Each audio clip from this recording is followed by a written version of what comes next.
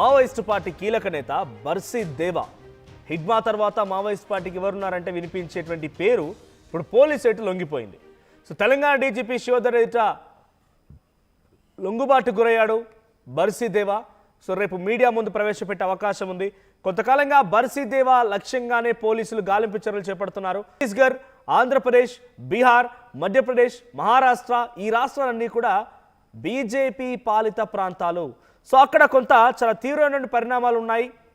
మావోయిస్టుల ప్రకారంగా, మావోయిస్టులు లేఖలు విడుదలైనటువంటి ప్రకారంగా వాళ్ళు భావిస్తున్నటువంటి ఒక ఆలోచన ఏంటంటే ఫేక్ ఎన్కౌంటర్స్. ఒకవేళ నిజంగా లొంగిపోవాలని వచ్చినా కూడా ఫేక్ ఎన్కౌంటర్లు చేపడుతున్నారు కాబట్టి తెలంగాణనే ప్రత్యామ్నాయంగా ఎంచుకున్నారు వారంతా కూడా.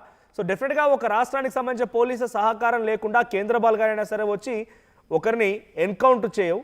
కాబట్టి తెలంగాణ రాష్ట్రాన్ని ఎంచుకొని బర్సీ దేవా ములుగు అడవుల్లోనే ఇటీవల కాలం సో అనుకున్నట్టుగానే బర్సీ దేవా ములుగు అడవుల్లో పర్యటిస్తుండగా గాలింపు చర్యలు చేపట్టారు. కాబట్టి ఎలాగైనా కూడా నేను టార్గెట్ అవుతాను. హిడ్మా వాళ్ళ అల్లుడు దేవా, హిడ్మా మామ.